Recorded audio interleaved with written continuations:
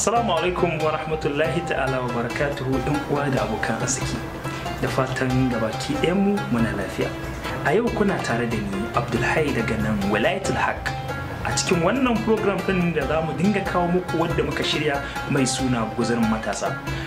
Wannan program ɗin mai suna Guzirin Matasa program ne da ya kunsa karatun hadisi na gabaki ɗaya ilmatul huda wadda za mu dinga karanta wannan hadisin, sannan kuma ana tarjama shi, ana tsitsincewa dukkan darussa da ke ya kunshi wannan hadisi haka. Sannan kuma za mu dinga kawo muku wasu labarurruka wanda suke da darussa matuƙa a cikinsa domin mu amfana gabaki ɗayanmu. Yau muna tare da Usman Murtada daga nan Wilayatul.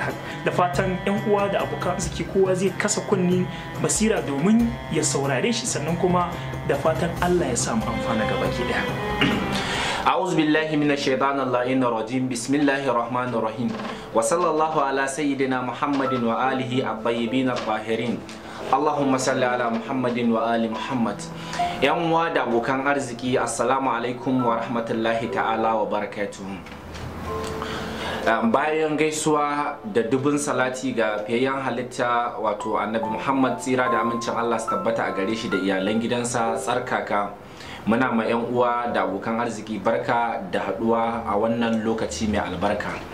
A tsarabar mu ta yau zuwa ga matasa shine hadisi daga manzon Allah, tsira da amincin Allah su tabbata a gare shi da iyalan gidansa, wanda yake cewa kamar haka: qala rasulullahi sallallahu alaihi wa alihi wa sallam, la tazalu ummati bi khairin ma amaru bil ma'rufin wa nahaw anil munkar wa ta'awanu alal birri فإذا لم يفعلوا ذلك نزعت منهم البركة وسلط بعضهم على بعض ولم يكن لهم ناصرا في الأرض ولا في السماء.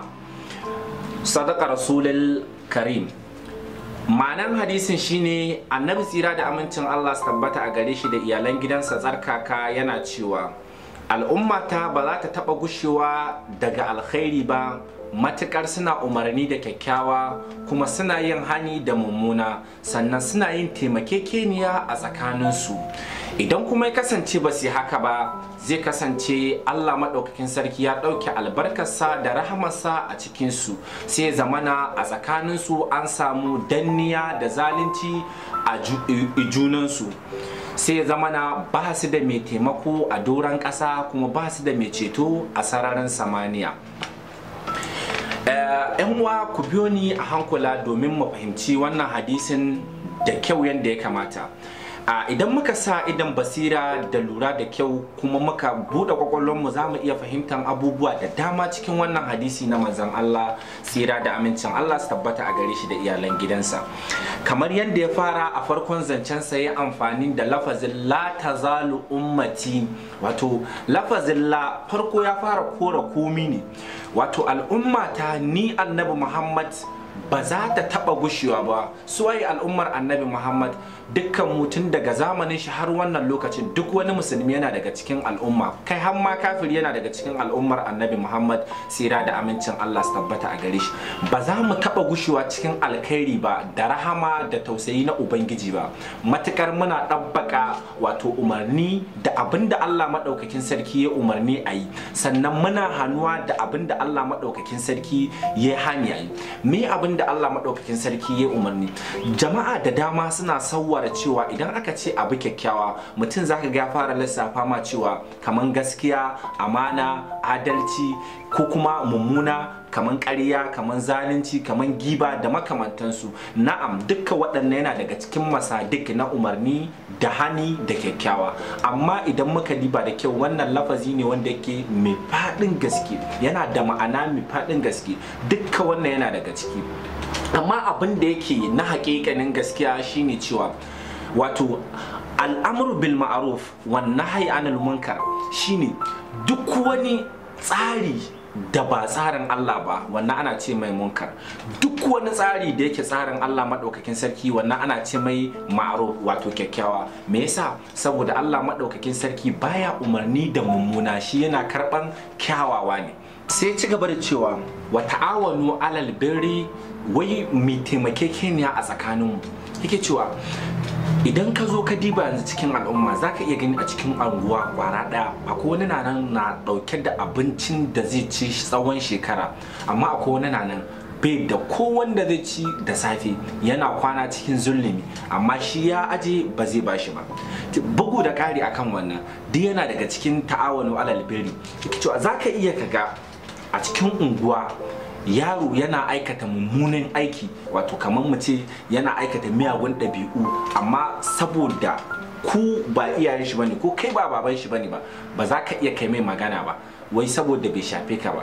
Wannan ba soyayya bane ba. Bugu da ƙari akan wannan za ka iya ganin a cikin unguwa babban mutum ko kuma wani babba wanda kake ganin yana da matsayi zai iya faɗin abin da ba daidai ba, ko kuma ƙarya ko wani makamancin shi, ko kuma ya saba ma Allah, sakamakon kana ganin shi da wani matsayi ko kana ganin shi wani babba sai ka ce ai shiru wai da matsayin biyayya. So wannan ba soyayya bane ba, wannan shine asalin maƙiyayya, kuma wannan baka dabbaka hadisin ta'awanu alal birri wat taqwa ba, ko ba haka bane ba. So kaga idan muka diba duka wa'annan manzon Allah muqaddima ya bamu na zama lafiya kuma da zama cikin aminci, ko ba haka bane ba. So idan duk ba mi wa'annan abubuwan kwara uku da manzon Allah ya faɗi ba, me zai faru gare mu? Yace naza'at minhumul baraka, Allah madaukakin sarki zai kwashe mana albarka, ya zama na ba mu da albarka, ƙasa ta mana kunci, ƙasa ta mana zafi, ya zama na mu muna rayuwar tsiya, ko ba haka bane. So idan ana amru bil ma'ruf wan nahyi anil munkar, har yanzu dai kada mai saurare ya manta cewa shine abin dukkan tsarin da yake tsarin alkur'ani da sannan manzon Allah, sannan kuma munkar dukkan wani abu da ba tsarin alkur'ani ba kuma ba tsarin sunnan manzon Allah ba, to wannan ana ce mai munkar, ya kamata a yi mai tawaye ne. So ka gani idan ba mi ba me zai faru? Sai manzon Allah ke cewa naza'at minhumul baraka, za a kwashe musu albarka, wa sullida ba'duhum ala ba'd, wato mai karfi zai rinka danna rauna. Shine natijar rashin amru bil ma'ruf, shine sakamakon rashin umarni da kyakkyawa, shine sakamakon rashin bin tsarin Allah da sunnan manzon Allah. Wato idan ba mi ba to katan banza zai zo ya sallada akan mu, wanda bai cancanta ya zama sarkin mu ba ko shugaban mu ba zai zo ya zama yana zaluntar mu, yana cin zalin mu, muna kallo, sai zamana yanzu muna rayuwar tsiya, ƙasa za ta yi kunci, in mun adda Allah ma bai karba, sannan ba mu da wani mai ceto. Saboda me yasa? Mun bar mai ceto a baya. Mai ceton nan shine mai umarni da kyakkyawa, mai hani da mummuna. Saboda yanzu a wannan lokacin malamai an ja baki an shiru, abin da ya kamata a ce malami ke yanzu sai ga malami shi ke goyon bayan azzalimi. Malami shine zai iya zuwa gidan azzalimi ya ci abin azzalimi, wanda ya san wannan haƙƙin na al'umma ne baki ɗaya. Shine yanayin da muke ciki yanzu. To idan kuma ba mu haka ba, to lallai in ba mu dawo tsarin Allah madaukakin sarki da sunnan manzon Allah ba, to lallai za mu ci gaba da wannan rayuwar ne. Za a wai gari mu da kanmu za mu rinka haƙa mu kan ramin maka muna sa kanmu muna binnewa. Wannan shine karshen magana ta, da fatan Allah madaukakin sarki zai sa ƴan uwanmu musulmi baki ɗaya mu ji mu amfana. Wassalamu alaikum wa rahmatullahi ta'ala wa barakatuh. Masha Allah, da fatan Allah ya sa mu amfana sannan kuma mu amfana. Ga masu da biyan shafifikanmu ko kuma masu bukatan ayyukanmu kamar videos ko kuma waƙoƙi na wilayatul haq ko kuma jawaban sai Ibrahim Abzakzaki, za su iya bibiyan mu a shafukanmu na Facebook wilayatul haq, ko kuma shafinmu na YouTube wadda yake da suna wilayatul haq, ko kuma ya zo site ɗinmu da www.wilayatulhaq.com. da fatan za mu same ku a can, ko kuma za ku same mu a nan. Ni ne naku Abdulhai daga nan Wilayatul Haq. Allah ya samu amfani. Wassalamu alaikum.